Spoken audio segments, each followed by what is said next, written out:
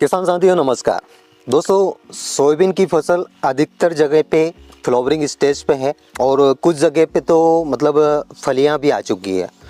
अब वो बुवाई का समय अलग अलग क्षेत्रों में अलग अलग रहा है। इस वजह से अब जहाँ पे फ्लावरिंग स्टेज पे हमारी फसल है तो काफ़ी किसान भाइयों के कमेंट आते हैं कि सर फूल बढ़ाने के लिए कौन सा टॉनिक डालें या कौन सा खाद उर्वरक डालें।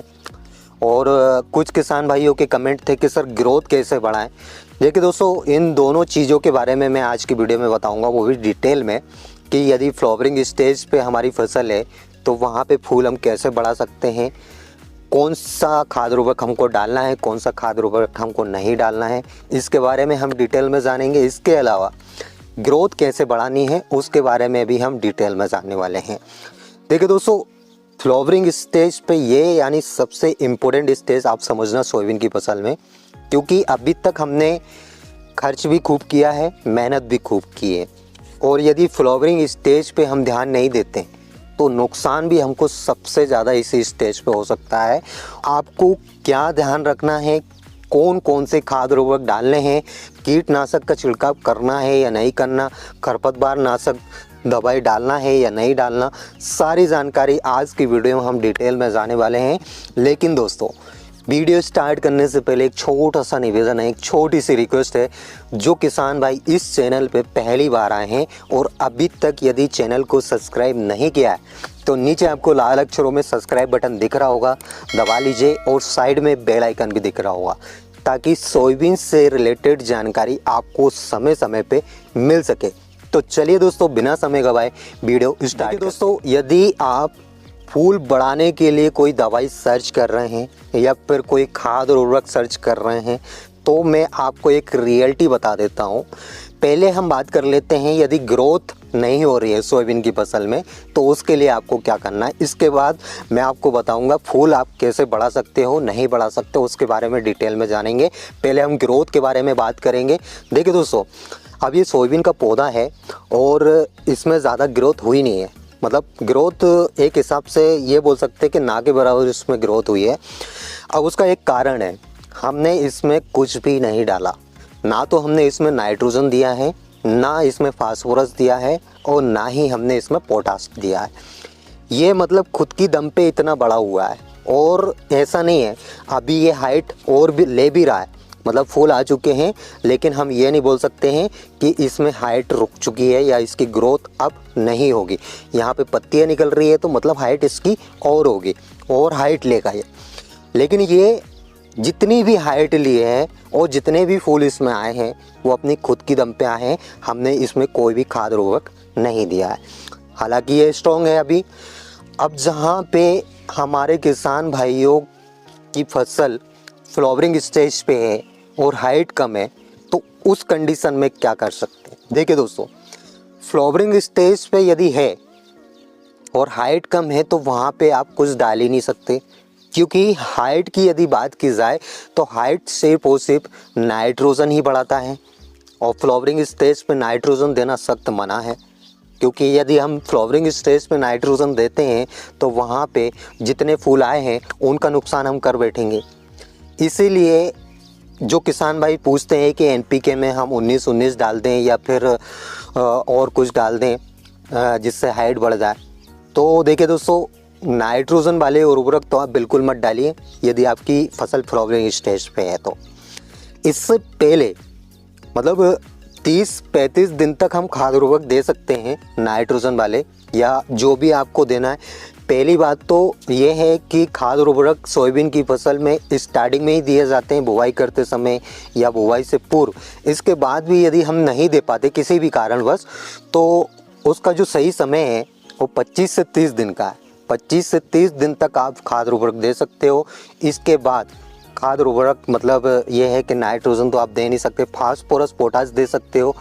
अब ये फूल बढ़ाने का सिस्टम मतलब काफ़ी किसान भाइयों के कमेंट आते हैं कि फूल बढ़ाने के लिए कौन सी दवाई डालें या कौन सा खाद उर्वरक दें। देखिए दोस्तों, सोयाबीन की फसल एक ऐसी फसल है जिसमें आप जितना खर्च करना चाहो उतना खर्च कर सकते हो। मतलब ये है कि मतलब 1 एकड़ में यदि आप सोचते हो कि 10,000 यदि हम खर्च कर देते हैं तो 10,000 खर्च करके हम उत्पादन बढ़ा सकते हैं, तो उतना ही उत्पादन होगा जितना आप 5,000 में लोगे। चाहे आप वहाँ पे 5,000 खर्च करो या फिर 10,000 खर्च कर दो, उतना ही उत्पादन मिलेगा। अब ये मैं इसलिए बोल रहा हूँ क्योंकि हमारे काफ़ी किसान भाई ऐसे हैं कि जो फूल बढ़ाने के लिए हर कुछ डालते रहते हैं। किसी ने बोल दिया कि भाई ये खाद उर्वरक है, इससे फूल बढ़ जाते हैं।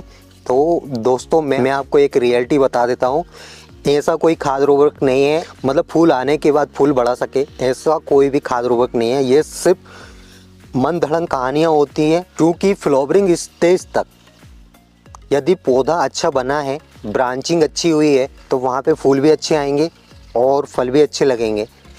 फूल बढ़ाने के लिए मैं आपको कोई सा भी खाद उर्वरक या कोई सा भी टॉनिक रिकमेंड नहीं करूँगा। ये सिर्फ पौधे पे डिपेंड करता है, कुछ वैरायटी पे डिपेंड करता है कि फूल फल उसमें कितने आ रहे हैं और उसका उत्पादन कितना है।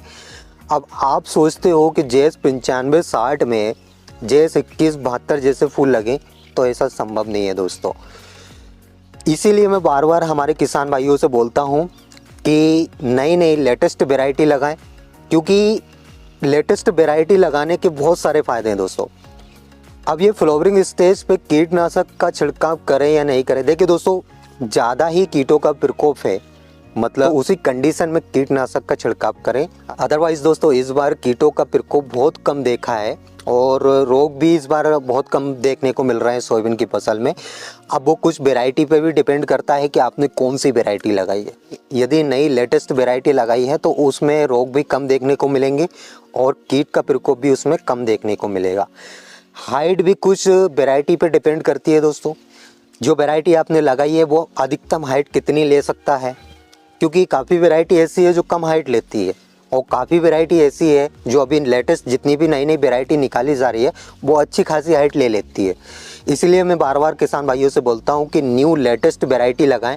उसमें एक तो आप, क्योंकि जितनी भी नई वैरायटी निकाली जा रही है वो एक तो रोग प्रतिरोधक वैरायटी निकाली जा रही है और यहाँ तक है उनकी हाइट भी ओवरऑल बहुत अच्छी हो जाती है। लेड वैरायटी जितनी भी है वो हाइट अच्छी ले लेती है। इसके अलावा उत्पादन भी आपको अच्छा मिलता है। पुरानी यदि आप वैरायटी लगा रहे हो जैसे JS 95-60 वैरायटी, ये सिर्फ और सिर्फ रोग और कीटों की वजह से फेल हुई है।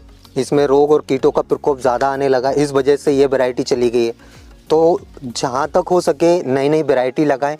देखिए दोस्तों काफ़ी किसान भाई ऐसे भी है जो पहले से कीटनाशक डाल देते हैं या फिर फंगीसाइड डाल देते हैं ताकि फंगस ना लगे। तो ये सब तभी छिड़काव करें जब इनका प्रकोप हो, मतलब कोई फंगस आ रहा है तो फंगीसाइड तभी डालें, या फिर कोई कीट लगा है तो कीटनाशक भी तभी डालें। मतलब पहले से यदि आप डाल रहे हो तो मेरे हिसाब से गलत है वो, क्योंकि दोस्तों सोयाबीन की फसल में लगभग 2 से 3 बार कीटनाशक तो आपको डालना ही पड़ेगा। और इससे पहले यदि आप डाल रहे हो तो कीटों का प्रकोप भी एक पड़ाव होता है, मतलब एक समय होता है। जैसे लंबे समय से धूप निकल रही है, इसके बाद पानी यदि गिरता है तो वहाँ पे कीटों का प्रकोप एकदम आ जाता है। अब यदि आप पहले डाल रहे हो तो उसमें भी आएगा ही आएगा, ये भी कंफर्म है। तो ये सब तब भी छिड़काव करें जब इनका प्रकोप देखा जाए, मतलब फंगस का यदि प्रकोप है तो फंगीसाइड डालें और कीटों का यदि प्रकोप है तो कीटनाशक डालें। इसके अलावा दोस्तों फ्लावरिंग स्टेज पे आपको एक और चीज़ ध्यान रखनी है, खरपतवार नाशक दवाइयों का छिड़काव बिल्कुल ना करें। यदि आप खरपतवार नाशक दवाइयों का छिड़काव करते हो तो वहाँ पे भी आपको नुकसान हो सकता है। ये बात आपको ध्यान रखना है। एक तो खरपतवार नाशक दवाइयों का छिड़काव नहीं करना है, दूसरा नाइट्रोजन वाले उर्वरक का बिल्कुल भी छिड़काव नहीं करना है। तो आई होप दोस्तों आपको मेरे द्वारा दी गई जानकारी समझ आई होगी और वीडियो भी पसंद आई होगी। वीडियो अगर अच्छी लगी हो तो एक लाइक, और जो किसान भाई इस चैनल पे पहली बार आए हैं और अभी तक चैनल को यदि सब्सक्राइब नहीं किया है तो नीचे आपको लाल अक्षरों में सब्सक्राइब बटन दिख रहा होगा, दबा लीजिए। साइड में बेल आइकन भी दिख रहा होगा ताकि सोयाबीन से रिलेटेड जानकारी आपको समय समय पे मिल सके। तो आज के लिए इतना ही काफ़ी दोस्तों, मिलते हैं नेक्स्ट वीडियो में नेक्स्ट टॉपिक के साथ। तब तक के लिए tata bye bye, take care, धन्यवाद दोस्तों।